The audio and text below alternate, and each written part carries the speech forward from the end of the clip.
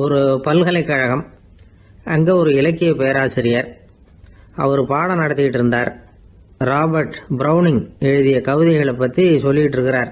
மாணவர்களும் ரொம்ப அக்கறையாக அதை கேட்டுக்கிட்டு இருக்கிறாங்க. ஒரு குறிப்பிட்ட கவிதையை பற்றி சொல்லும் பொழுது அந்த பேராசிரியருக்கே ஒரு சந்தேகம். அதாவது அந்த கவிதையின் சரியான அர்த்தம் என்னங்கிறதுல சந்தேகம். பேராசிரியர் யோசனை பண்ணார். அந்த கவிதையை முழுசாக புரிஞ்சிக்க முடியல. அதனால் மாணவர்களை பார்த்து சொன்னார், மாணவர்களே, ஒரு நாள் பொறுத்துங்க. இந்த கவிதையை எழுதின கவிஞர் எங்கள் வீட்டுக்கு பக்கத்தில் தான் இருக்கிறார். இன்னைக்கு சாயந்தரம் நான் அவரை நேரிலேயே போய் பார்க்குறேன். பார்த்து இதுக்கு என்னங்க அர்த்தம்னு கேட்டுட்டு வந்துடுறேன். அதுக்கப்புறம் உங்ககிட்ட சொல்கிறேன் அப்படின்னாராம். அன்னைக்கு சாயந்தரமே அந்த பேராசிரியர் கவிஞரை தேடிக்கிட்டு போயிட்டார். கவிஞர் அவங்க வீட்டில் அவர் பாட்டு உட்காந்துருந்தாராம். இவர் போய் அவர் முன்னாடி உட்காந்தார். அப்புறம் கேட்டார், ஐயா, அந்த கவிதையின் முழு பொருள் என்னன்னு தெரிஞ்சுட்டு போகிறதுக்காக வந்திருக்கிறேன் அப்படின்னாராம்.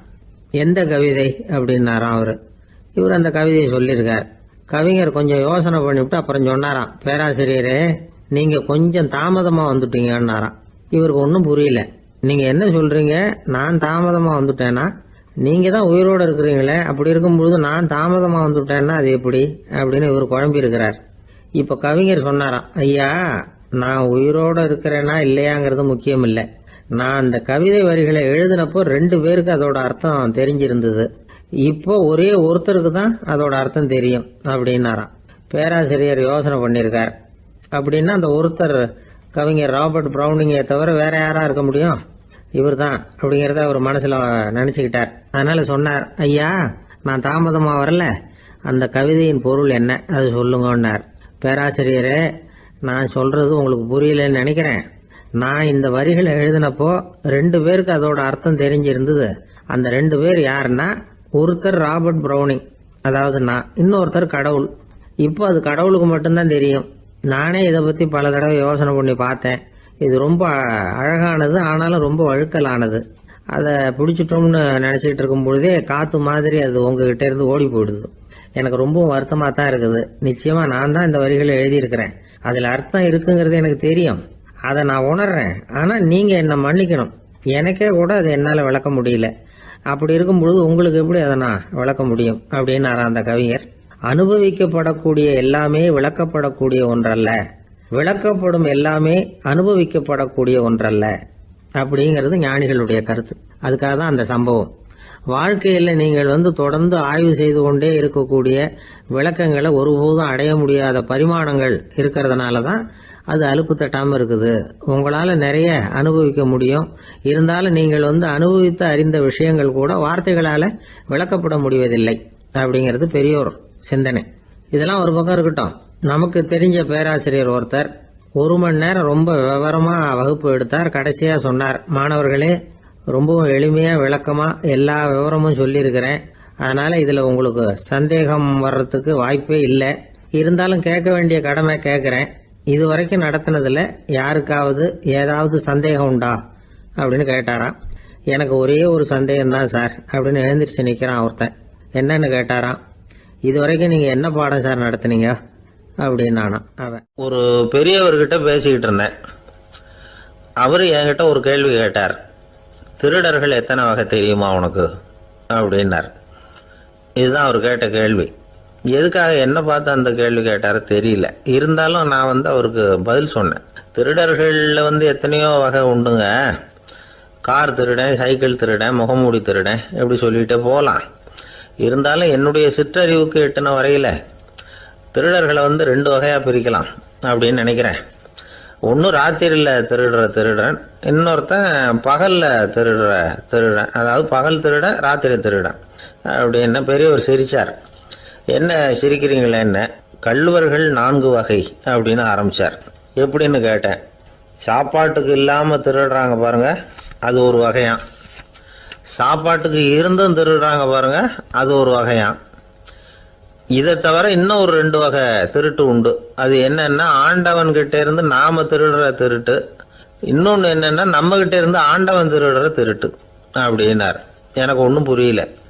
என்ன சார் இது, ஆண்டவனையே திருடன்னு சொல்றீங்களே அப்படின்னு ஆச்சரியமா. ஆமாங்க, ஆண்டவனை கல்வன்னு சொல்றது இல்லையா? காஞ்சிபுரத்துக்கு பக்கத்தில் திருக்கார்வனம் அப்படின்னு ஒரு ஊர் இருக்கு. அங்கே உள்ள பெருமாளுக்கு கள்வர்னு தான் பேர். அது மட்டும் இல்லை, திருமங்கையாழ்வார் தம்முடைய திரு நெடுந்தாண்டகத்தில் கார்வனத்துள்ளாய் கல்வா அப்படின்னு தான் அழைக்கிறார் அப்படின்னு நிறைய உதாரணம்லாம் சொல்ல ஆரம்பித்தார். அதுக்கப்புறம் அவர்கிட்ட பேசி நான் புரிஞ்சுக்கிட்ட விவரங்களை தான் நான் இப்போ உங்ககிட்ட சொல்ல போகிறது. அதாவது அவர் சொன்ன முதல் வகை திருடர்கள் சாப்பாட்டுக்கு இல்லாமல் திருடுறவங்க. இவங்களை திருத்தி போடலாம். சாப்பாட்டுக்கு இருந்தும் பணம் சேர்க்கணுங்கிற ஆசையால் பொய் கணக்கெல்லாம் எழுதுறாங்க பாருங்க, அவங்க தான் 2வது வகை. 3வது வகை திருட்டு தான் மிகப்பெரிய திருட்டு. இறைவனுக்கு சொந்தமானதை நம்முடையதுன்னு நினைக்கிற திருட்டு.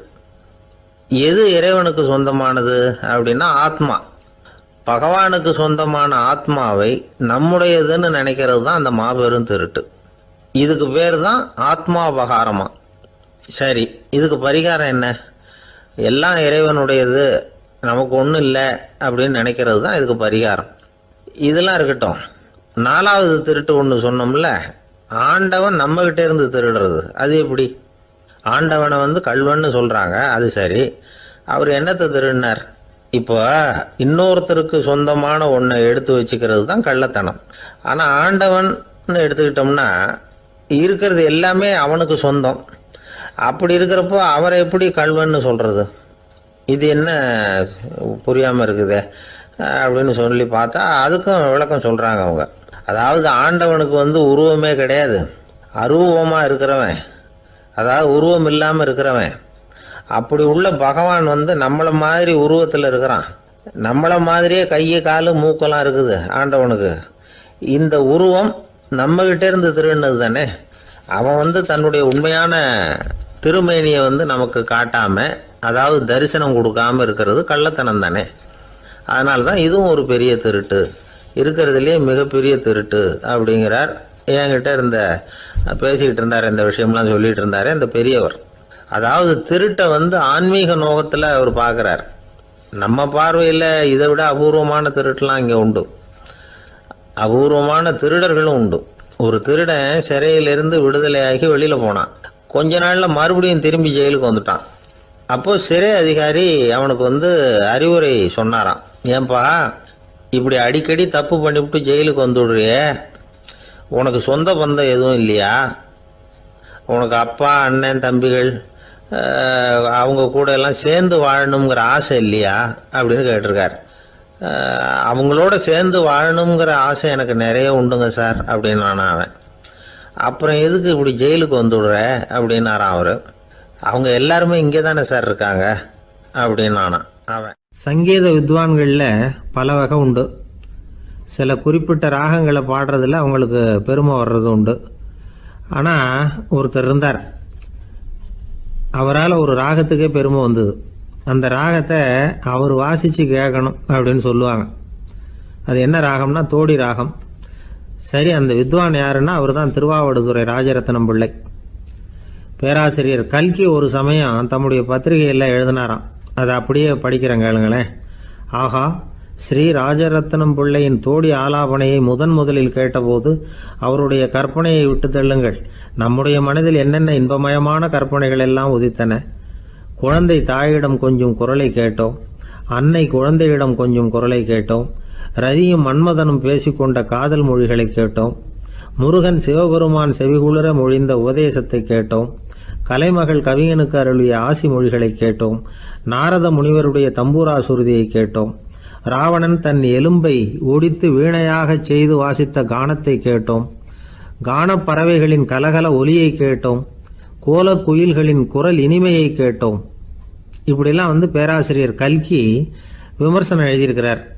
திருவாவடுதுறை ராஜரத்னம் பிள்ளை அவர்களுடைய வாசிப்பை கேட்டுட்டு டி.என். ராஜரத்னம் பிள்ளை இறந்து போனார். அப்போ கவிஞர் கண்ணதாசன் எழுதினார், செவியனில் ஓடி எங்கள் சிந்தையில் ஓடி இந்த புவியெல்லாம் ஓடி நின்பார் பொங்கிய தோடி வேறிங்கு எவரிடம் போகும் ஐய இனி அதை காப்பார் யாவர் அவிந்தனின் சடலத்தோடே அவிந்தது தோடிதானும் அப்படின்னு எழுதினாராம். அந்த அளவுக்கு அவருடைய தோடியை ரசித்தவர்கள் உண்டு. அதே மாதிரி தோடின்னா என்னன்னு தெரியாமலே அவரை ரசித்தவங்களும் அந்த காலத்தில் உண்டு. அதாவது ஒரு பெரிய சபையில் இவர் வாசிச்சுக்கிட்டு இருக்கிறார். பாதியில் ஒரு பெரிய மனுஷன் உள்ளே வந்தார். அவர் உடம்புல பட்டு வேஷ்டி, ஜருகை, அங்கவஸ்திரம், வாயில் வெத்தலை, வாசனை புகையில, காதில் வைரக்கடுக்கன், கழுத்தில் தங்க சங்கிலி, கை விரல் பூரா மோதிரம், கையில் ஒரு வெள்ளி வெத்தலை புட்டி, உதவிக்கு 2 பேர் பக்கத்தில். இவ்வளவு பந்தாவோடு வரார் கச்சேரி கேட்கறதுக்கு. இப்படி வந்தவர் முதல் வரிசையில் வந்து உட்கார்ந்தார். வித்வான் வாசித்து முடித்ததும் இவர் அவரை பார்த்து, ஐயா, நீங்கள் தோடி வாசிக்கிறதுல ரொம்ப கெட்டிக்காரர்னு கேள்விப்பட்டிருக்கேன், அதை கேட்கறதுக்காக தான் மெனக்கிட்டு வந்திருக்கிறேன், அதை வாசிங்களேன் அப்படின்னாராம் இந்த பெரியவர். ராஜரத்னம் பிள்ளைக்கு ஒன்றும் புரியல. ஏன்னா இது வரைக்கும் அவர் வாசிச்சுக்கிட்டு இருந்ததே அந்த தோடி ராகத்தை தான். அதை வாசித்து முடித்ததும் அதை வாசிங்களேன்னு இவர் கேட்குறார். அப்படின்னா இவரோட ஞானம் எப்படிப்பட்டது? இவ்வளவும் கேட்டுட்டு இப்படி கேட்குறாரே அப்படின்னு அவர் யோசிச்சிருக்கிறார் ராஜரத்னம் பிள்ளை. உடனே என்ன பண்ணார் தெரியுமா? பக்கத்தில் ரொம்ப சாதுவாக சுருதி போட்டுக்கிட்டு இருந்த ஒரு முதுகில் ஓங்கி ஒரு குத்து விட்டாராம். அவருக்கு ஒன்றும் புரியல, எதுக்கு நம்மளை அடிக்கிறார் இவர், நம்மளை குத்துறாரு வித்வான்னு. அவர் அதிர்ச்சியால் இவர் நிமிர்ந்து பார்த்துருக்கார்.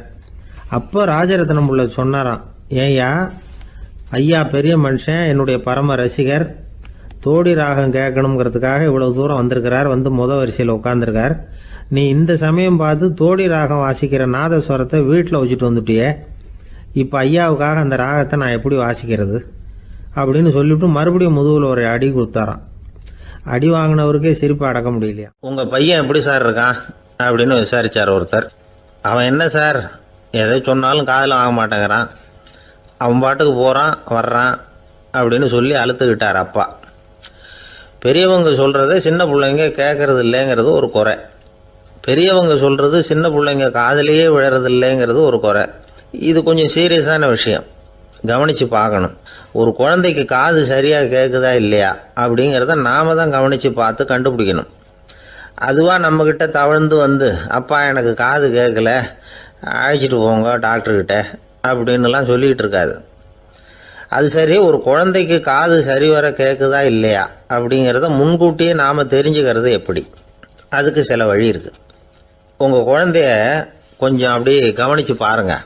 அடிக்கடி ஜலதோஷம், காதில் அரிப்பு ஏற்படுதா, மூக்கு வந்து விரிவாகவும், அப்புறம் டான்சில், அடினாய்டு, சத அழற்சி, இது மாதிரி ஏதாவது இருக்கா, வாயிலிருந்து எச்சில் ஒழுகுதா, குழந்தை வாயினால் சுவாசிக்குதா, பற்கள் முன்னாடி தள்ளி வளருதா, இதெல்லாம் அதுக்கு அறிகுறி. அப்புறம் இந்த VBDF TH இப்படி இந்த ஒலிகள் சேர்ந்த வார்த்தைகளை குழந்தை சரியாக புரிஞ்சுக்காது. இப்போ உதாரணத்துக்கு பட்டுன்னு சொல்லு குழந்தை அப்படின்னீங்கன்னா அது கட்டுன்னு சொல்லும். அதாவது பட்டு சவுண்டை அதால் புரிஞ்சிக்க முடியல. அப்புறம் உங்கள் குழந்தை உங்களை உறக்க பேச சொல்கிறானா, அடிக்கடி கேள்வி கேட்குறானா, சாப்பிட்றப்போ கவனம் இல்லாமல் இருக்கானா, படிப்பில் போதுமான முன்னேற்றம் இல்லையா, வகுப்பில் சரியாக கவனிக்கிறது இல்லையா, இப்படிலாம் இருந்தால் ஆரம்பத்திலேயே டாக்டர்கிட்ட அழைச்சிட்டு போய் சிகிச்சையை ஆரம்பிச்சுடலாம், குணப்படுத்தி விடலாம். குழந்தைக்கு காது சரியாக கேட்கலன்னா நீங்கள் செய்ய வேண்டியது என்ன தெரியுமா? அவனுக்கு காது கேட்கலேங்கிறதுக்காக அவன் முன்னாடி சத்தம் போட்டு பேசக்கூடாது. மெதுவாக சீராக பேசணும், அவனை பார்த்து பேசணும். உங்கள் உதட்டு அசைவுகள் அவனுக்கு உதவும், அதை பார்த்தே புரிஞ்சுக்குவான். நீங்கள் வாயில் வெத்தலை பாக்கு போட்டுக்கிட்டோ புகை பிடிச்சிக்கிட்டோ பேசக்கூடாது. அப்படி பேசினா அவனால் அந்த உச்சரிப்பை சரியாக புரிஞ்சிக்க முடியாது. ஒரு வார்த்தையை சொல்கிறீங்க, அவனுக்கு புரியல அப்படின்னா அதே வார்த்தையை மறுபடியும் சொல்லணும். அவனுக்கு நீங்கள் முதல்ல சொன்ன வார்த்தை புரியலேன்னு நினச்சிக்கிட்டு மறுபடியும் திருப்பி சொல்கிறப்போ அதே அர்த்தம் வரக்கூடிய வேறு வார்த்தையை சொல்லக்கூடாது. இப்படிலாம் நடந்துக்கிட்டால் அவனுக்கு மன திடத்தை ஏற்படுத்த முடியும். இல்லைன்னா அவனுக்கு தாழ்வு மனப்பான்மை வந்துடும். குழந்தைக்கு காது கோளாறுன்னா ஆரம்பத்திலேயே டாக்டர்கிட்ட அழைச்சிட்டு போனால் போதும், குணப்படுத்தி விடலாம். அப்புறம் பார்த்துக்கலாமே அப்படின்னு அலட்சியமாக இருந்துட்டால் தான் கஷ்டம். சில பேர் கோபத்தில் சின்ன பிள்ளைங்க காதை பிடிச்சி திருகிறது உண்டு. இது ரொம்ப தப்பு. காது கையோடு வந்துட்டால் என்ன பண்ணுறது? ஒரு வேடிக்கை கதை, அது கதை தான், நிஜமாக நடந்ததில்லை, அது மாதிரி நடக்கவும் நடக்காது. ஒரு வேடிக்கைக்காக சொல்லப்படுற கதை. அதாவது ஒரு வீட்டில் அப்பா அம்மாவை பார்த்து சொல்லிகிட்டு இருக்கார், இதை பாரு, நாளைக்கு காலையில் என்னை சீக்கிரம் எழுப்பி விட்டுரு, நான் செங்கல்பட்டு வரைக்கும் போயிட்டு வர வேண்டியிருக்கு அப்படின்னாராம். இதை அவங்க பையன் காதில் வாங்கிட்டு இருக்கான். அப்பாவுக்கு சிரமம் வேண்டாமே அப்படின்னு நினச்சி அவனே காலையில் யாருக்கும் தெரியாமல் எழுந்திரிச்சு புறப்பட்டு செங்கல்பட்டுக்கு போட்டான். சாயந்தரமாக திரும்பி வந்தான். அப்பா பையனை காணாமல் அலமோதிக்கிட்டு இருக்கிறார். சாயந்தரமாக பையனை பார்த்ததும் எங்கடா போயிட்டு வந்தேன்னு கேட்டார் கோவமா. செங்கல்பட்டுக்கு போயிட்டு வந்தேப்பா, நீ வேணா அலைய வேண்டாமேன்னு அப்படின்னா. எதுக்கடா போனேன்னு அதட்டினார். அதான்ப்பா நீ நேற்று வந்து அம்மா கிட்ட சொல்லிக்கிட்டு இருந்த, அதை காதில் வாங்கினேன், உனக்காக நான் போயிட்டு வந்தேன் அப்படின்னா. உடனே எந்த காதில் வாங்கினேன் அப்படின்னு சொல்லி காதை பிடிச்சி திருகினார். அந்த காது கையோடு வந்துட்டுது. இது நடந்து கொஞ்ச நாள் கழித்து அந்த அப்பாவும் பையனும் கடத்தெருவில் போய்கிட்டு இருக்கிறாங்க. எதிரில் ஒரு நாய் ஓடி வந்தது. அதுக்கு 2 காதும் இல்லை. என்ன இது, இந்த நாய்க்குட்டிக்கு 2 காதும் இல்லை அப்படின்னார் அப்பா. அதுக்கு பையன் சொல்கிறான், அப்பா அது 2 தடவை செங்கல்பட்டுக்கு போயிட்டு வந்துடுவோம் அப்படின்னானா. ஒரு புகழ்பெற்ற ஜப்பானிய சாமுராய் வீரன், வாள் வீசுறதுல ரொம்ப கெட்டிக்காரன். ஒரு கடுமையான போரில் கலந்து கொண்டுட்டு களைச்சி போய் திரும்பி வந்தான். படுக்கையில் விழுந்தான். பக்கத்தில் என்னமோ சத்தம் கேட்டுது. திரும்பி பார்த்தான். ஒரு எலி அவனை முறைச்சி பார்த்துக்கிட்டு இருந்தது. உடனே வாழை உருவனா வீசினான். தப்பிச்சிட்டு ஓடி போச்சு. எவ்வளோ முயற்சி பண்ணி பார்த்தா முடியல. கடைசியில் அந்த வாள் முறிஞ்சு போனது தான் மிச்சம். ஒரு பக்கம் அவனுக்கு இது அவமானமாக போயிட்டுது, இன்னொரு பக்கம் பயமாக போயிட்டுது. எவ்வளவோ போர்களில் எதிரிகளை பந்தாடினவன் அவன் ஒரு எலிகிட்ட தோற்று போய்டுறதா அவனால் சகிச்சிக்க முடியல. மனைவி கிட்ட சொன்னான் இப்படி நடந்துட்டுதுன்னு. அவள் சிரிச்சா. உங்களுக்கு புத்தியே இல்லை, எலியை போய் யாராவது வாளால் வெட்டுவாங்களா அப்படின்னு அந்த அம்மா சொன்னதும், நீ என்ன சொல்கிறேன்னா, ஒரு பூனையை கொண்டுட்டு வந்துட்டா போதும், அதுக்கப்புறம் ஏன் எலி வரப்போகுது அப்படின்னு அந்த அம்மா. உடனே ஒரு பூனை வந்து சேர்ந்தது. அது சாதாரண பூனை இல்லை, வீர சாகசங்கள்லாம் செஞ்சு பழக்கப்பட்ட பூனை. பெரிய இடத்துல வளர்ந்தது. அதை கொண்டுட்டு வந்துட்டாங்க. அந்த பூனை குறி பார்த்து எலி மேலே பாஞ்சுது. ஆனால் அந்த எலியை சுலபமாக தப்பிச்சு போட்டுது. அடுத்தபடியாகவும் பாயறதுக்கு முயற்சி பண்ணிச்சு அந்த பூனை. ஆனால் அந்த எலியோ ரொம்ப தந்திரமாக திடீர்னு அந்த பூனையின் முகத்துக்கு நேராக பாஞ்சுது. அவ்வளவுதான். அந்த பூனை பயந்து போய் ஒரே தாவி ஜன்னல் வழியாக வெளியில் ஓடிப்போச்சு. அந்த வீரனுக்கு இது ஒரு பெரிய அதிர்ச்சியாக இருந்தது. அடுத்தபடியாக யோசனை பண்ணான். ராஜா வளர்த்துக்கிட்டு இருந்த அரண்மனை பூனையை ஒரு நாள் இரவலா கேட்டு வாங்கிட்டு வந்தான். ஊர் உலகம்லாம் பேர் வாங்கின பூனை இது. அந்த பூனையாலும் அந்த எலியை ஒன்றும் செய்ய முடியல. வீரனுக்கு ரொம்ப அதிர்ச்சி. அந்த அரண்மனை பூனைகிட்டையே போய் புலம்புனான். அரண்மனை பூனையே, நீயே தோற்று போயிட்டியே, இனிமேல் நான் என்ன செய்ய முடியும்னா. அந்த பூனை சிந்திச்சுது. அப்புறம் சொல்லிச்சு, இந்த காரியத்துக்கு இந்த மேல்மட்ட விவகாரம்லாம் சரிப்பட்டு வராது. சாதாரண வீட்டு பூனை கிடச்சிதுன்னா அதை கொண்டுகிட்டு வந்து விட்டுப்பார் அப்படின்னுது. சாதாரண பூனையால் என்ன செஞ்சிட முடியும்னா இவன் நம்பிக்கை இல்லாமல். இப்போது அந்த அரண்மனை பூனை சொல்லிச்சு, பெரிய வீட்டு பூனையெல்லாம் நல்லா சாப்பிட்டு தூங்கி பழக்கப்பட்டிருக்கோம். அதுக்கெல்லாம் ராஜதந்திரம் தெரியும், ஆனால் எலி பிடிக்க தெரியாது. அதுக்கான வளர்ப்பும் இல்லை, பயிற்சியும் இல்லை. ஏன்னா அதுக்கெல்லாம் பசி கிடையாது. சாதாரண வீட்டு பூனை அப்படி இல்லை, பசிக்கு ஆகாரம் தேடி அலையும். எலிகளை பிடிச்சி சாப்பிட்டுட்டு தான் உயிர் வாழும். அதனால் அதுகளுக்கு எலியை பிடிக்கிற எல்லா உத்திகளும் தெரியும், எங்களுக்கு தெரியாது அப்படின்னுது. அது சரியே, அதுவும் பூனை தான், நீயும் பூனை தான், அதால் முடிகிற காரியம் ஏன் உன்னால் முடியல அப்படின்னு கேட்டான் இவன். இதுக்கு அந்த பூனை சொல்லிச்சு, இதே கேள்வியை நானும் கேட்டேன், உன்னுடைய தந்திர முறை என்னன்னு கேட்டேன். அதுக்கு பதில் சொல்லாமல் படுத்து தூங்கி போச்சு. அதை மறுபடியும் எழுப்பி கேட்டேன், அதுக்கு கோவம் வந்துட்டுது. இதில் என்ன தந்திர முறை வேண்டியிருக்கு, நான் ஒரு பூனை அவ்வளவுதான். பூனைன்னா பூனை, பூனை எலியை பிடிக்கும், நான் எலியை பிடிக்கிறேன் அவ்வளவுதான்னுது அப்படின்னு சொல்லி விவரமாக சொல்லிச்சு அந்த அரண்மனை பூனை. உடனே ஒரு சாதாரண பூனையை கொண்டுட்டு வந்துட்டாங்க. கொண்டாந்து விட்டால் அது பார்க்குறதுக்கு ரொம்ப சாதாரணமாக தெரிஞ்சுது. இந்த வீரனுக்கு நம்பிக்கை வரல. இருந்தாலும் அதை கொண்டுட்டு வந்து வீட்டுக்குள்ளே விட்டான். ஒரே நிமிஷம் அந்த எலியை கவிட்டு வெளியில் ஓடிப்போச்சு. மேலிடத்து பூனைகள்லாம் இதை வேடிக்கை பார்த்துக்கிட்டு வெளியில் நின்றுக்கிட்டு இருக்குது. எல்லாரும் மெதுவாக அந்த பூனையை நெருங்கி, உங்ககிட்ட அப்படி என்ன தனிப்பட்ட திறமை, அதோட ரகசியம் என்னன்னு கேட்டாங்க. அந்த சாதாரண பூனை ரொம்ப சாதாரணமாக சொல்லிச்சான், அதெல்லாம் எனக்கு தெரியாது, நான் பூனை அவ்வளவுதான், நீங்களும் பூனையாக இருங்க அப்படின்னு சொல்லிவிட்டு அந்த பூனை தன்னுடைய வாயில் கவிய எலியோடு அங்கேருந்து நடந்து போச்சு. இந்த கதையிலேருந்து நாம் புரிஞ்சிக்க வேண்டிய தத்துவம் என்னென்னா, நீயாக இரு. இதுதான் அந்த தத்துவம்.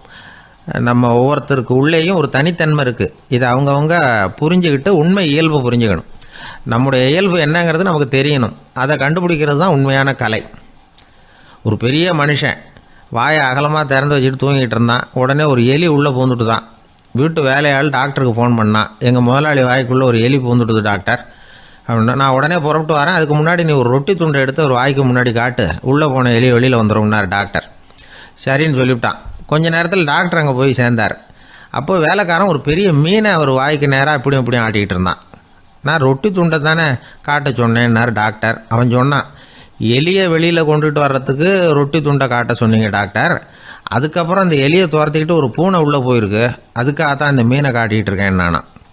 இது எதுக்குன்னா இப்படி வேடிக்கையாக சொல்கிறது, பூனை பூனையாக இருக்க வேண்டும், எலி எலியாக இருக்க வேண்டும், மனுஷன் மனுஷனாக இருக்க வேண்டும் அப்படிங்கிறத புரிஞ்சுக்கிறது. நாம் நாமாக இருக்கிற வரை வெற்றி நிச்சயம். ஒரு குழந்தை அம்மா கிட்ட போச்சு, அம்மா என்னை தூக்கிக்க. உடனே அந்த அம்மா அந்த குழந்தைய தூக்கி இடுப்புல வச்சுக்கிறாங்க. எந்த பக்கம் வச்சுக்கிறாங்க? இடது பக்கம். பொதுவா குழந்தைய தூக்குறவங்க யாரும் வலது பக்கம் இடுப்புல வச்சுக்கிறது இல்ல. விவரம் தெரியாத சில ஆம்பளைகளை அப்படி தூக்கி வச்சுக்கிட்டு அலையிறது உண்டு. ரொம்ப காலமாவே குழந்தைகளை இடுப்புல இடது பக்கமா வச்சிருக்கிற பழக்கம் தான் இருந்து வந்திருக்குது. இதுக்கு ஆய்வாளர்கள் என்ன காரணம் சொல்றாங்க தெரியுமா? அப்படி இருந்தாதான் குழந்தை சொல்றத, குழந்தை நினைக்கிறத தாயினால நல்லா உணர முடியுதாம். இடது பகுதி ஆட்சி பண்றது, குறிப்பா காதின் தலைமையாக இருக்கிறது வலது பக்கம் தான். அதனால தாய் குழந்தைக்கு பதில் சொல்லவோ, அது என்ன கேக்குதுங்கிறத சீக்கிரமா புரிஞ்சுக்கிட்டு நடந்துக்கவோ அதுதான் சௌரியம் அப்படின்னு ஆய்வாளர்கள் இதுக்கு காரணம் சொல்றாங்க. இதனால என்ன ஆகுதான், தாய்க்கும் குழந்தைக்கும் நெருக்கம் அதிகமாகுதான், குழந்தைக்கும் பாதுகாப்பு அதிகமா. அது மட்டும் இல்ல, ஒரு தாய் தன்னுடைய குழந்தைய இடுப்புல சுமக்கிறதுனால அவள் நினைக்கிறத, அவளோட இதய துடிப்ப குழந்தை உணர்தான். 9 மாதத்துக்கும் அதிகமா இருந்த இடம் இல்லையா, அதனால அவளை பத்தி நல்லா அறிந்து கொள்ளுகிற வாய்ப்பும் குழந்தைக்கு கிடைக்குது.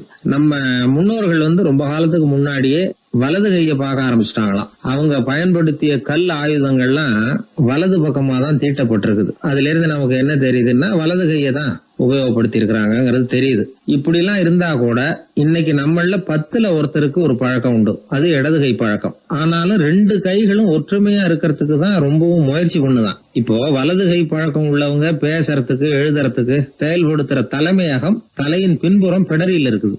இடது கை பழக்கம் உள்ளவங்களுக்கு மூளையில 2 பக்கங்கள்லயும் தலைமையகம் இருக்குது. இது விஞ்ஞானிகள் சொல்றது.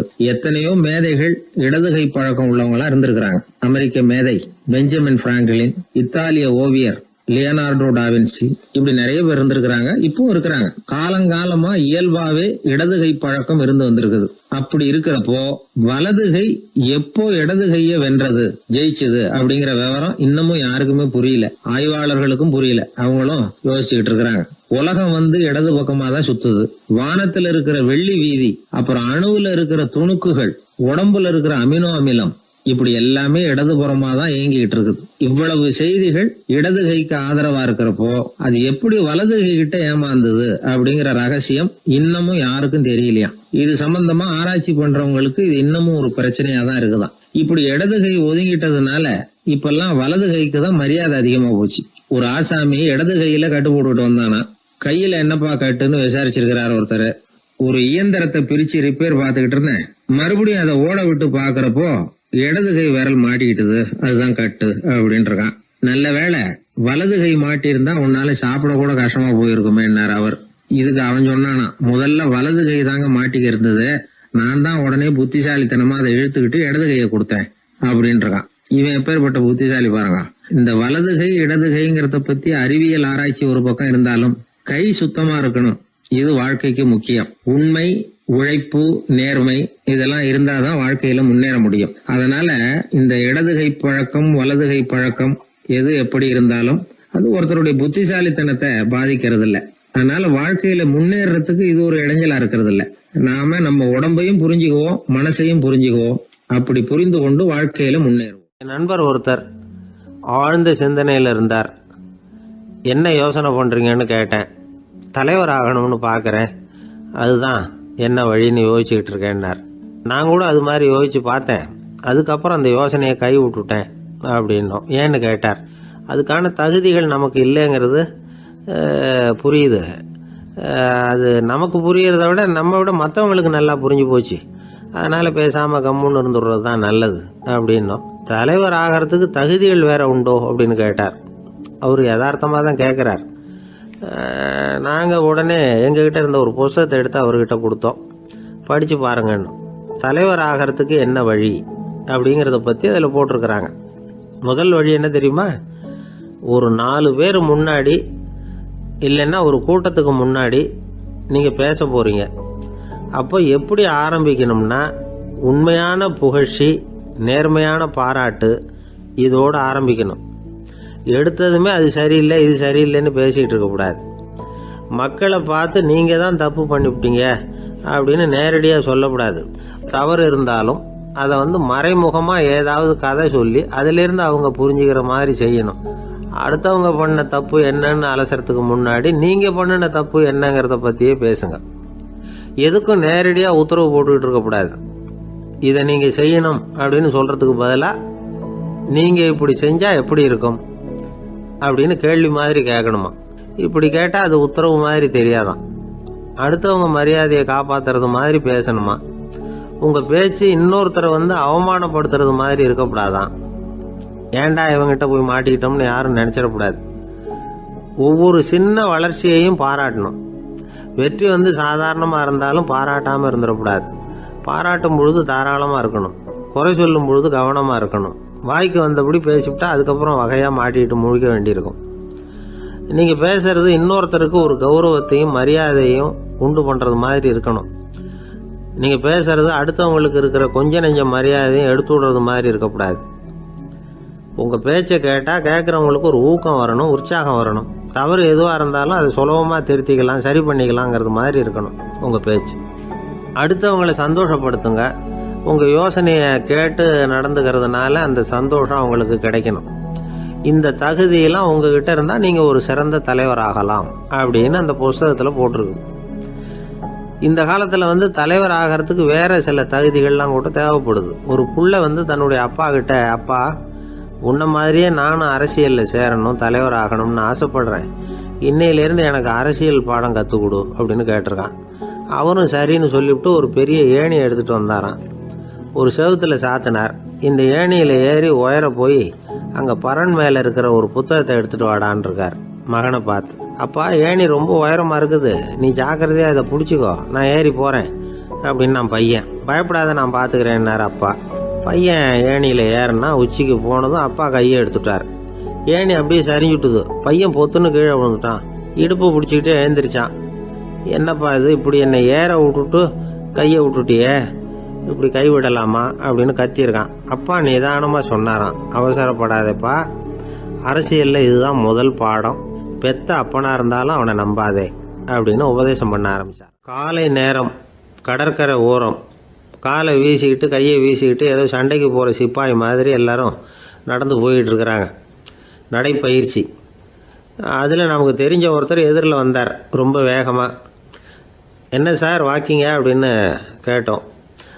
அவரால் ஆமாம்னு பதில் சொல்ல முடியல, அவ்வளவு கஷ்டம். மூச்சு விடுறதுக்கே வாயை திறந்து மூடிட்டு இருக்கிறார். எங்கே பேசுறது? கொஞ்சம் நின்று நிதானித்து மூச்சு விட்டுட்டு அதுக்கப்புறம் சொன்னார் ஆமாம் அப்படின்னு. என்ன சார் இவ்வளவு வேகம்னோ?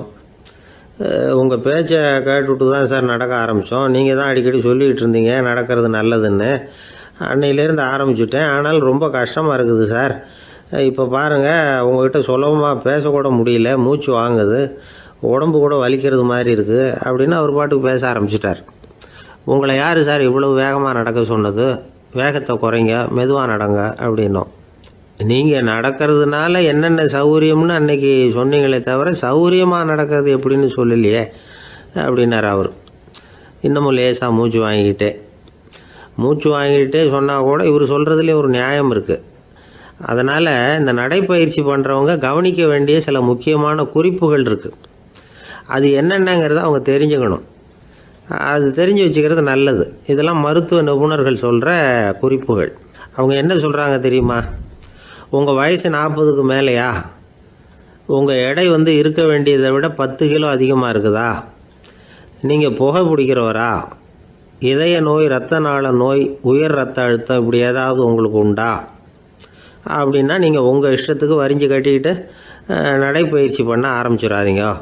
முதல்ல ஒரு மருத்துவ பரிசோதனை பண்ணிக்கோங்க, அதுதான் நல்லது அப்படின்னு அவங்க சொல்கிறாங்க. நடக்கிறப்போ, உடற்பயிற்சி செய்கிறப்போ மார்பு பகுதியில் அல்லது வேறு எங்கேயாவது தொடர்ந்து வலி இருந்ததுன்னா பயிற்சியை நிறுத்தி விட்டு டாக்டரை போய் பார்க்கணும். நடைப்பயிற்சி பண்ணுறப்போ உங்கள் சக்திக்கு தகுந்த மாதிரி மெதுவாக அதிக கஷ்டம் இல்லாமல் முன்னேறலாம். அங்கே என்ன போட்டியாக வைக்கிறாங்க, முந்திக்கிட்டு போய் என்ன பண்ண போகிறோம், பரிசாக வாங்க போகிறோம். அதனால் நிதானம் அவசியம் அப்படிங்கிறது அவங்க ஆலோசனை. தொந்தரவு கொடுக்காத ஷூ, ட்ரெஸ்ஸு இதுகளை உபயோகப்படுத்துங்க. பாதத்தில் ஆடு தசை இருக்குல்ல, அங்கே ஏதாவது பிரச்சனை இருந்ததுன்னா டாக்டரை பாருங்கள். அந்த பாதத்தில் வலி வரும் அந்த இடத்துல. வெயில் காலமாக இருந்தால் தலைக்கு தொப்பி வச்சுக்கோங்க. பனியில் நடந்தாலும் அப்படி தான், தலையை பத்திரமா பார்த்துக்குங்க. நம்மக்கிட்ட ஏதோ கொஞ்சம் உருப்படியாக தெரியறது அது தானே. உடற்பயிற்சிக்கு முன்னாடி பின்னாடி பயிற்சி செய்கிறப்போ நிறைய தண்ணி குடிக்கலாமா. முதல் 1 மாதத்துக்கு கொஞ்சம் தளர்த்தியாக சாவகாசமாக நடக்கலாம். மணிக்கு 3 அல்லது 4 கிலோமீட்டர் வேகம்னு வச்சுங்களேன். அதுக்கப்புறம் வேகத்தை அதிகப்படுத்தலாம். மணிக்கு 6 அல்லது 8 கிலோமீட்டர் அளவுக்கு நடக்கலாம். நல்லா கையை வீசிக்கிட்டு நடக்கணும். மூச்சு விடுற எண்ணிக்கை அதிகரிக்கணும். இது மாதிரி ஒரு 30 நிமிஷம் நடக்கலாம். தனியாக நடந்து போகிறதுக்கு உங்களுக்கு என்னமோ மாதிரி இருக்குதா, கூட யாரையாவது சேர்த்துக்குங்க. ஒரு குரூப்பாக சேர்ந்து போகலாம். நடக்கிறதுங்கிறத ஒரு சந்தோஷமான சமாச்சாரமாக ஆக்கிக்கணும். தினம் இப்படி நடக்க வேண்டி இருக்குதே அப்படின்னு புலம்பிக்கிட்டே போகக்கூடாது. சில பேர் நடக்கிறப்போ கடந்த காலத்தை அசை போட்டுக்கிட்டே போவாங்க. சில பேர் வருங்காலத்தை அசை போட்டுக்கிட்டே போவாங்க. சில பேர் முக்கியமான திட்டம்லாம் இப்படி நடக்கிறப்போ தான் தீர்மானம் பண்ணுவாங்க. நடக்கிறதுனால மன இறுக்கம் குறையுது, பரபரப்பு குறையுது, மன ஆற்றல் பெருகுது, தன்னம்பிக்கை வளருது, முதுமை தள்ளி போகுது, செயல்திறன் அதிகரிக்குது. இதை தவிர உடம்புக்கும் பல விதமான சௌகரியங்கள் ஏற்படுது. அதனால் இது வரைக்கும் நடக்க ஆரம்பிக்காதவங்க இனிமேல் இந்த குறிப்புகளை கவனத்தில் வச்சுக்கிட்டு நடக்க ஆரம்பிச்சுடலாம். சார்லஸ் லேம்ப் அப்படின்னு ஆங்கில இலக்கிய மேதை ஒருத்தர், அவர் ஒரு தரம் உடம்பு சரியில்லைன்னு டாக்டர்கிட்ட போனாராம். டாக்டர் அவரை பார்த்துட்டு, நீங்கள் தினமும் காலையில் வெறும் வயத்தில் நடக்கணும் அப்படின்னாராம். வெறும் வயத்தில் நடக்கிறதுக்கு நான் தயார், ஆனால் வயிறு கிடைக்கணுமே சார், யார் வயத்து மேலே நடக்கிறது டாக்டர் அப்படின்னு கேட்டாராம் இவர். ஒருத்தர் முகத்தை உம்முன்னு வச்சுக்கிட்டு வந்துக்கிட்டு இருந்தார். ஏன்னு கேட்டாங்க. யார் என்ன பார்த்தாலும் உடனே முகத்தை திருப்பிக்கிட்டு போடுறாங்க சார் அப்படின்னார். உங்ககிட்ட பிரியமாக பேசுகிற நண்பர்களே கிடையாதா அப்படின்னு கேட்டாங்க. அப்படி யாரும் இல்லையே அப்படின்னாராம். அதிகமாக நமக்கு நண்பர்கள் கிடைக்கணும்னா அதுக்குன்னு சில உத்திகள் இருக்கு, அமெரிக்க எழுத்தாளர் ஒருத்தர் சொல்லியிருக்கிறார் அப்படின்னு சொன்னாங்களாம் விவரம் தெரிஞ்சவங்க. அப்படின்னு அதை எனக்கும் கொஞ்சம் சொல்லி கொடுங்களேன் அப்படின்னு கேட்டிருக்காரு இவர். உடனே அதை பற்றி அவர்கிட்ட சொல்ல ஆரம்பிச்சாங்களாம். அது என்னன்னா, முதல் குறிப்பு என்னன்னா, எதிரில் உள்ளவங்க நிறைய பேசுறதுக்கு வாய்ப்பு கொடுக்கணுமா. நம்ம பத்தியே பேசிட்டு இருக்க கூடாதான். அவர் பேசுற விஷயம் எதுவா இருந்தாலும் ஆமா நல்லது அப்படின்னு சொல்லி ஏத்துக்கணுமா. இது ஒரு குறிப்பு. 2வது குறிப்பு என்னன்னா, கூடுமான வரைக்கும் யாருகிட்டையும் அனாவசியமா வாதம் பண்ணிட்டு இருக்க கூடாது. 3வது குறிப்பு என்னன்னா, எந்த பிரச்சனையையும் அடுத்தவங்க கண்ணோட்டத்திலேயே பார்க்கணும், நம்ம கண்ணோட்டத்திலேயே பார்த்துட்டு இருக்க கூடாது. எப்பவுமே அடுத்தவங்க மனோபாவத்தை நாம புரிஞ்சு வச்சிருந்தோம்னா நம்மளை யாராலையும் ஜெயிக்க முடியாது. 4வது குறிப்பு என்னன்னா, ஒருத்தர்கிட்ட பேச ஆரம்பிக்கிறப்பவே இயல்பா அன்பா ஆரம்பிக்கணும். உதாரணத்துக்கு, இந்த சட்டை உங்களுக்கு ரொம்ப பொருத்தமா இருக்குதே அப்படின்னு சொல்லி ஆரம்பிக்கலாம். அதை விட்டுட்டு, அன்னைக்கு என்ன சார் என்ன அம்போன்னு விட்டுட்டு அப்படி ஆயிட்டீங்க அப்படின்னு ஆரம்பிக்க கூடாதான். இதெல்லாம் விவரம் தெரிஞ்சவங்க சொல்லி கொடுத்துருக்கிற குறிப்புகள். 5வது விஷயம் என்னன்னா, நம்ம தவறுகளை தயக்கம் இல்லாம ஒத்துக்கணும், அதுக்காக கூச்சப்படக்கூடாது. 6வது குறிப்பு, அடுத்தவங்க கருத்துக்கு மதிப்பு கொடுக்கணும். நீங்க சொல்றது தப்பு சார் அப்படின்னு முகத்துல அடிச்சா அப்படி பேசக்கூடாது. 7வது விஷயம் என்னன்னா, சில பேர் எப்ப பார்த்தாலும் சவால் விட்டுக்கிட்டே இருப்பாங்க. அனாவசியமான சவால் சில பேரால தவிர்க்க முடியாது, அப்படி விடக்கூடாதான். 8வது கருத்து, நம்ம கருத்து என்னவோ அதை எதிராளியின் வாயிலிருந்து வரவழைக்கணும். அப்படி வரவழைக்கிறதுக்கு முயற்சி பண்ணணும். இது ஒரு முக்கியமான கருத்து. அப்புறம் 9வது குறிப்பு என்னன்னா, நம்ம யோசனைய புதிய முறையில சொல்லி பார்க்கலாம். அடுத்தவங்க சொல்ற யோசனையை ஏத்துக்கணும். அந்த யோசனை மகா மோசமா இருந்தா கூட அதை ஏத்துக்கிற மாதிரி நடிக்கலாமா, அது கூட தப்பு இல்லைங்கிறாங்க. 10வது குறிப்பு ரொம்ப முக்கியமானது. அதாவது அனாவசியமா பொய் சொல்லக்கூடாது. அப்படி எப்பவாவது பொய் சொல்ல வேண்டிய அவசியம் வந்துட்டுதுன்னு வைங்க, பெரிய பொய்யா சொல்லி கொள்ளணுமா, அதை நம்பும்படியா சொல்லணுமா. சில சமயம் தேவைப்பட்டா பொய்ய உண்மையா கூட மாத்திக்கலாமா. அது எப்படி பொய்ய உண்மையா மாத்திக்கிறது அப்படின்னா, இப்ப எனக்கு கார் ஓட்ட தெரியும்னு நண்பர்கள் கிட்ட பொய் சொல்லியாச்சு. நண்பர்கள் நிஜமாவே ஒரு காரை கொடுத்து ஓட்டுன்னு சொல்றதுக்கு முன்னாடி ஏதாவது ஒரு டிரைவிங் ஸ்கூல்ல சேர்ந்து கார் ஓட்டுறதுக்கே கத்துக்கிறது. இது ஒரு உதாரணம். இது மாதிரி பொய்ய உண்மையாக்கக்கூடிய சில உத்திகள் உண்டு. அதனால சில பிரச்சனைகளை தீர்த்திட முடியுமா. அப்புறம் 11வது குறிப்பு என்னன்னா, உயர்ந்த நோக்கங்களை மட்டும் வெளியில பேசணும். உள் மனசு எவ்வளவு ஒட்டடை படிஞ்சு கிடந்தாலும் பரவாயில்ல, அதை பத்தி பேச வேண்டியதில்லை. 12வது குறிப்பு சொல்றாங்க, சிறந்த நல்ல நண்பர்களை தேடிதான் பெற வேண்டியிருக்கும், அவ்வளவு சுலபமா கிடைச்சிட மாட்டாங்க அப்படின்னு சொல்றாங்க. இவ்வளவு குறிப்புகளும் அமெரிக்க நிபுணர் ஒருத்தர் சொல்லி வச்சிருக்கிறார். இப்படி எல்லாம் நடந்துகிட்டா நமக்கு நல்ல நண்பர்கள் கிடைப்பாங்களாம். முயற்சி பண்ணி பார்க்கணும். இந்த காலத்துல எல்லாம் எத்தனையோ விதமான நண்பர்கள் உண்டு. ஒருத்தர் ரொம்ப கவலையோட நின்னுகிட்டு இருந்தார். கண்ணு கலங்கி இருந்தது. ஏன் இப்படி கவலையோட நின்னுகிட்டு இருக்கிறீங்க அப்படின்னு கேட்டோம். என்னுடைய நண்பன் ஒருத்தன் ஒரு நாள் கோபத்துல என்னை பார்த்து சொல்லிவிட்டான், உன்னோட 1 வருஷத்துக்கு பேச மாட்டேன் போ அப்படின்னு சபதம் போட்டுட்டான் அப்படின்னார். அதுக்காகவா இப்படி கவலைப்பட்டுக்கிட்டு கண் கலங்கி நிக்கிறீங்க அப்படின்னு கேட்டோம். இதுக்கு அவரு சொன்னார், நான் அதுக்காக கவலைப்படல சார், அந்த 1 வருஷ கெடு என்னையோட முடியுது, அதை நினைச்சுதான் கவலைப்படுறேன், கண்ணீர் விடுறேன் அப்படின்னாராம் சோகமா. ஒரு ஊர்ல ஒரு மன்னர் இருந்தார். அவரு பக்கத்து தேசத்து மேல படையெடுக்கணும்னு நினைச்சுக்கிட்டு இருந்தார். அதையும் தன்னுடைய நாட்டோட சேர்த்துக்கணுங்கிற ஆசை. எப்போ படையெடுக்கலாம்னு யோசிச்சுக்கிட்டு இருந்தார். இப்படி யோசிச்சுக்கிட்டு இருந்த சமயத்துல ஒரு பெரியவர் அவரை தேடிட்டு வந்தார்.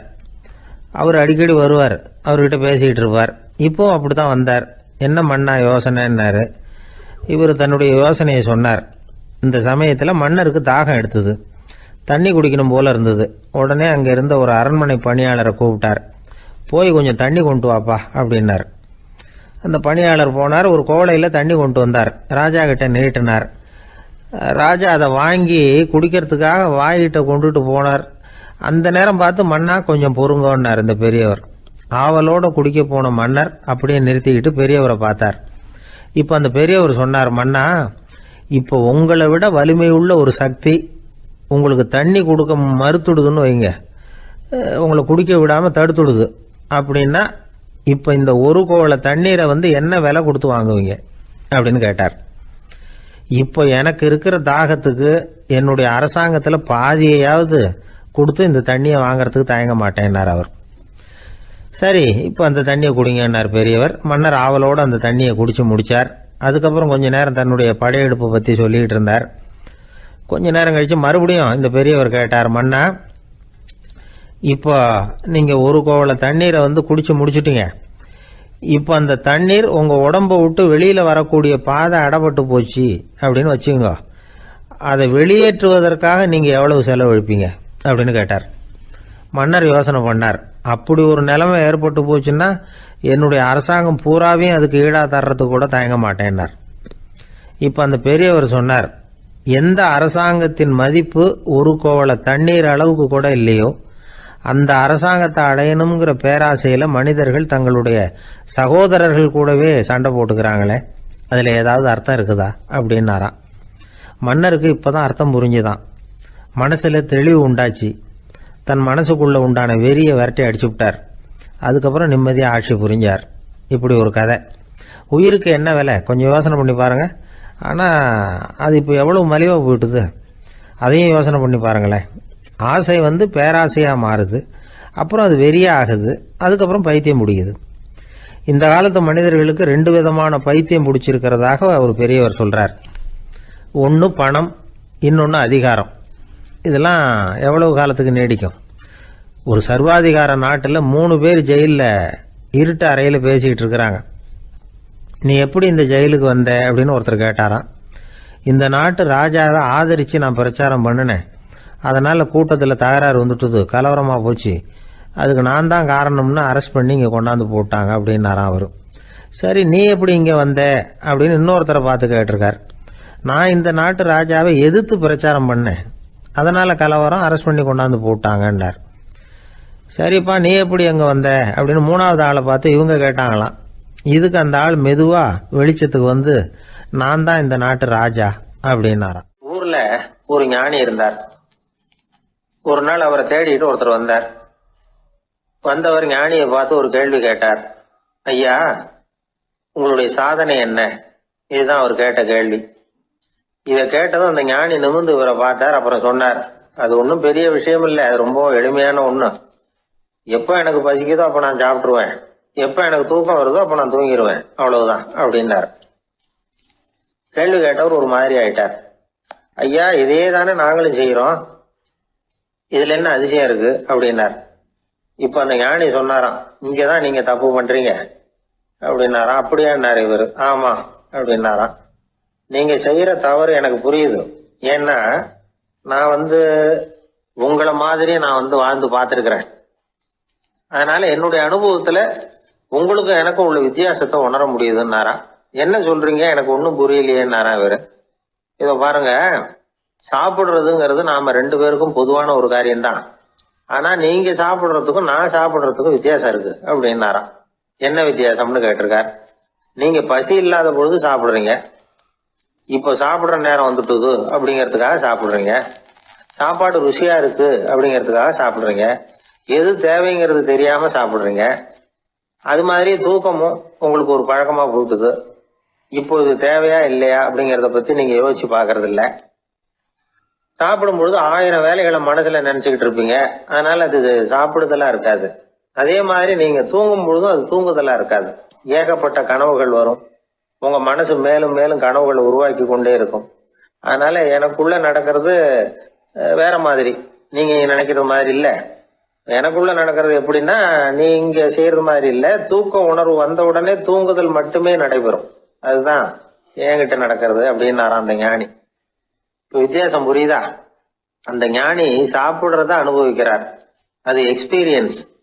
நாம அப்படி இல்ல, மனம் போன போக்குல சாப்பிடுறோம். இது இன்டெலிஜிங். இது ரெண்டுலயும் செயல்ல வேறுபாடு இல்ல, விழிப்புணர்வுல தான் வேறுபாடு இருக்கு. அவர் சாப்பிடும் பொழுது ஒரு சாட்சி மனோபாவத்தோட சாப்பிடுறார். எவ்வளவு தேவையோ அவ்வளவுதான் சாப்பிடுறார்.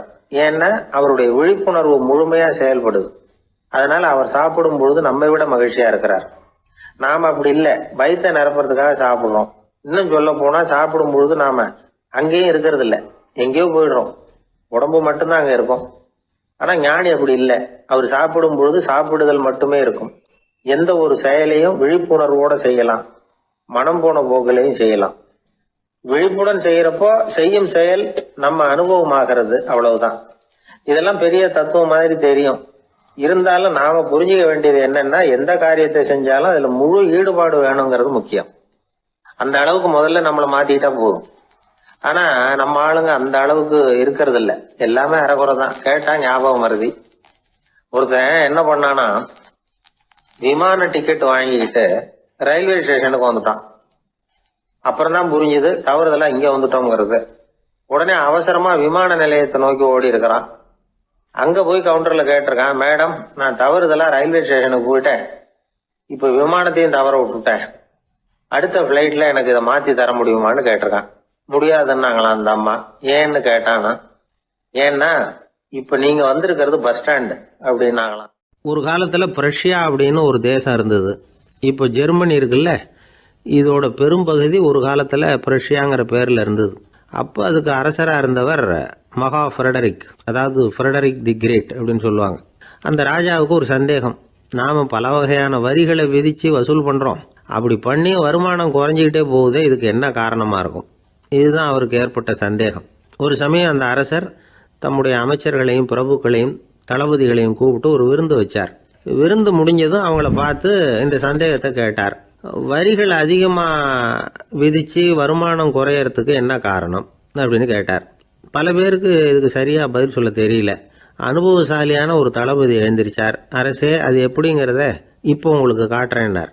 உடனே ஒரு பெரிய பனிக்கட்டி ஒன்றை தன்னுடைய கையில் எடுத்தார். அதை அப்படியும் எப்படியும் திருப்பி பார்த்தார். அப்புறம் அடுத்தவர்கிட்ட கொடுத்தார். அவரும் அதை அப்படியும் அப்படியும் திருப்பி பார்த்துட்டு அடுத்தபடியாக இருந்தவர்கிட்ட கொடுத்தார். இப்படியே இதை ஒவ்வொருத்தரா பார்த்துட்டு ஒவ்வொரு கையா மாறி கடைசியில மன்னர் கைக்கு போய் சேர்ந்தது. மன்னர் கைக்கு அந்த பனிக்கட்டி போய் சேர்ந்தப்போ அது கொஞ்சம் கொஞ்சமா உருகி ஒரு பட்டாணி கடலை சைஸுக்கு ஆயிட்டுது. மன்னர் யோசனை பண்ணார், வரி அதிகமாக போட்டாலும் வந்து சேர்றது குறைவா இருக்கிறதுக்கு என்ன காரணம் அப்படிங்கிறது அவருக்கு புரிஞ்சு போச்சு. காலம்தான் மாறிட்டு இருக்கே தவிர இந்த கையூட்டு வாங்குற பழக்கம் மாறினதாக தெரியல. இன்னொரு ராஜா இருந்தார். அவர் தன்னுடைய ராஜாங்கத்தில் லஞ்ச ஊழலே சுத்தமாக இருக்கக்கூடாது அப்படின்னு நினைச்சார். அவர்கிட்ட பல்வேறு துறைகளுக்கும் பொறுப்பாக இருந்த பல பேரும் ரொம்ப சுத்தமாகவும் நேர்மையாகவும் இருந்தாங்க. ஒரே ஒருத்தர் மட்டும் எல்லார்கிட்டையும் லஞ்சம் வாங்கிட்டே இருந்தார்.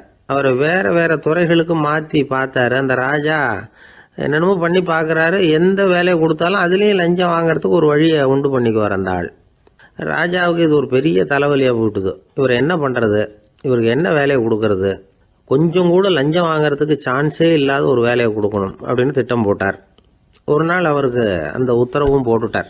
அதாவது அவருக்கு என்ன வேலைன்னா, கடற்கரையில் தான் அவருக்கு ஆஃபீஸ். அங்கேயே இருந்துக்க வேண்டியது. தினமும் எத்தனை கடல் அலை கரையில் வந்து மோதுது அப்படிங்கிறத கணக்கு எடுத்து ராஜாவுக்கு தெரிவிக்க வேண்டியது. இதுதான் அவருக்கு வேலை.